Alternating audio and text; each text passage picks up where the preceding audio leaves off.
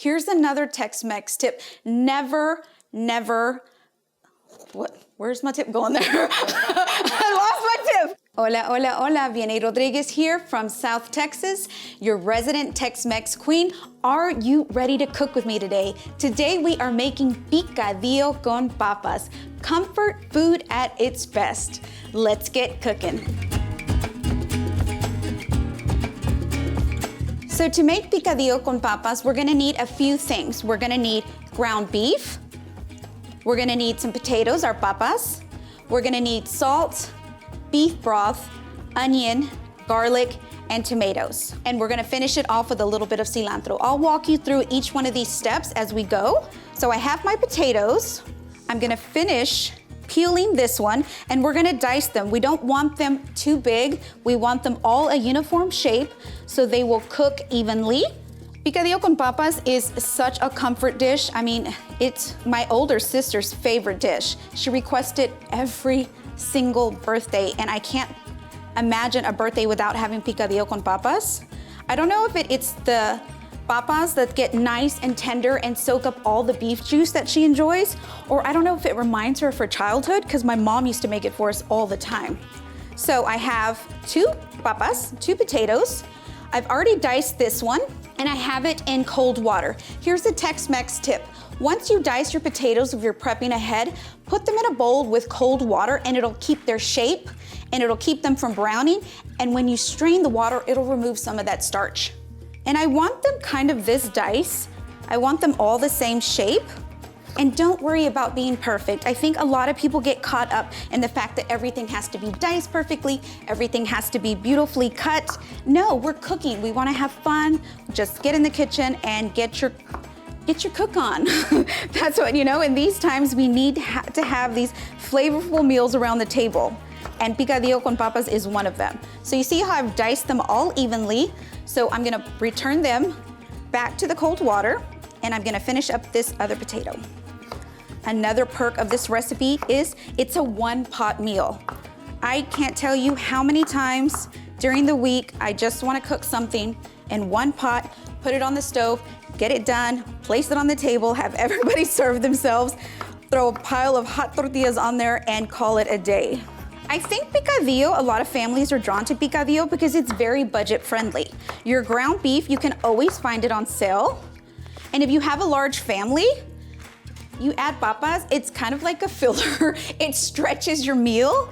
Every time I make it for my nieces and my daughters, they love it. So I don't think it's more of the what you make, I think it's who you make it for and that you make it with love. So picadillo, the Spanish word for picar, which is to pick. So it's kind of like you're breaking up the meat, lo estás picando. You're breaking up the meat and you're creating this flavorful base, which your potatoes will soak in.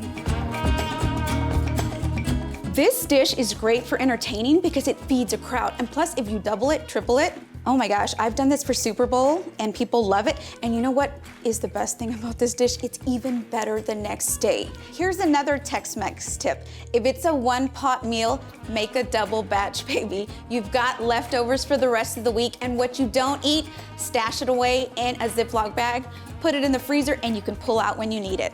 So we have onion. I find a lot of Tex-Mex recipes have onion, tomato, cilantro in them. It's like our holy trinity, but I mean, they add such great flavor and they're budget friendly. And it's also the color of the Mexican flag. Us being Texas and we love our Tex-Mex, we thank our neighbors for providing us with amazing ingredients to cook our food with.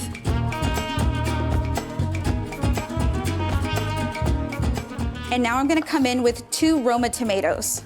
I know a lot of people do not like the Roma tomato, and I don't think it gets the respect it deserves. The Roma tomato is the workhorse of the kitchen, of a Tex-Mex kitchen. And they stew perfectly, they're great for sauces, and they're perfect for salsas. So far, I have 2 potatoes, half of an onion, 2 Roma tomatoes, and then we're gonna hit it with some garlic. Garlic and beef they were made for each other. They pair so well together, and it gives the beef such a punch of flavor. And I'm gonna do that trick I did in the episode before where I'm gonna smash it to release the paper. So we're gonna add our garlic to the cutting board, flat end of our knife, We're gonna come down and do this with confidence, okay? Nothing's gonna happen, you're gonna be fine. Just smash it. And it'll smash the garlic straight out of the skin. The difference between smashing and peeling is peeling takes so much time and I have no patience. And then this way, when you smash it, you've already kind of agitated the garlic so it starts to release its natural oils. That gives it a leg up in the cooking. That way, when you add it to your pot, the oils have already been released and it adds just a much more flavor to your dish. And as much flavor as we can get into our dish, you always want that, guys. And that's it, we're done. Well, we're not done, we're done chopping. We haven't started cooking yet. We've got a large skillet. We want something a little larger because we're gonna create a broth with the potatoes and the ground beef. So we want something to catch all those juices. So I have a medium-sized skillet. I'm gonna add a little bit of oil and we're gonna add our ground beef. See, that's what we wanna hear. That sizzle means flavor. Okay? So we're making picadillo. So we're gonna break up the meat, we're gonna pica it. And since your skillet is pretty hot, this will happen fairly quickly. And it'll start to break up into smaller pieces. And you can tell it's already browning.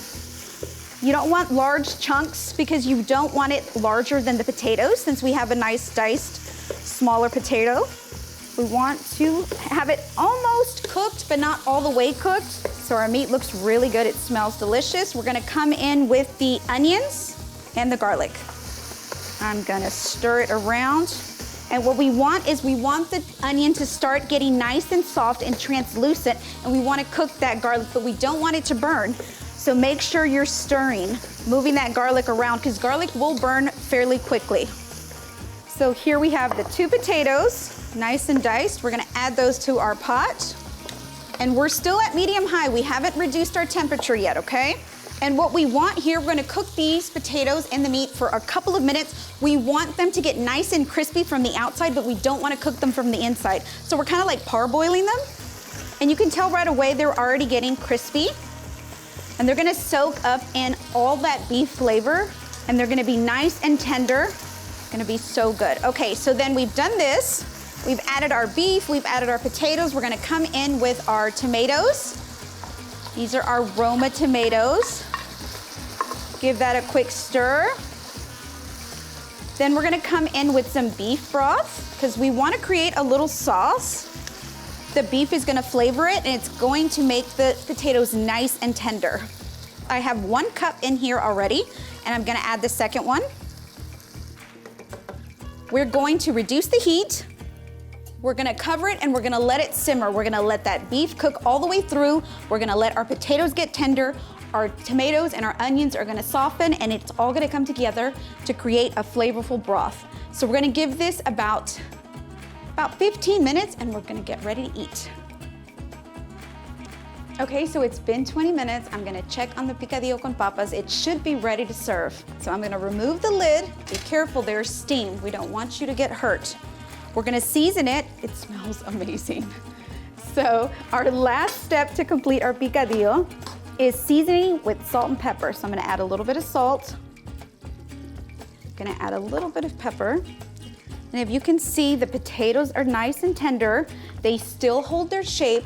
Our tomatoes have broken down with our onions and our garlic, and it's created this flavorful broth. It smells so good. Okay, so I'm gonna give it a quick stir just to incorporate that salt and pepper. What's picadillo without warm corn tortillas? So I have 2 corn tortillas. Add my little dish. Okay, so I'm gonna serve it up.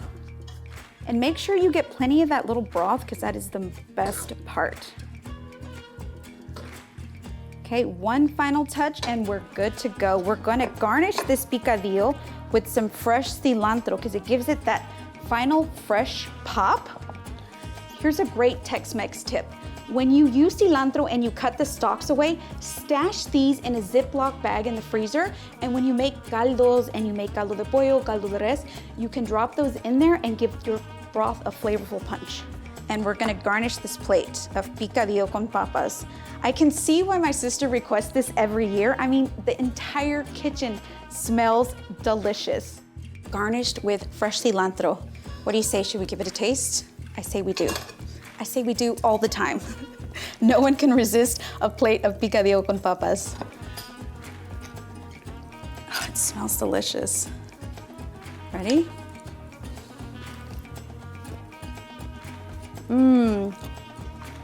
Oh, it's so good. The beef is perfectly seasoned. The potatoes are nice and tender. And the broth that the tomatoes and onion created is so good. Super easy any day of the week. Perfect for entertaining, one-pot meal, picadillo con papas.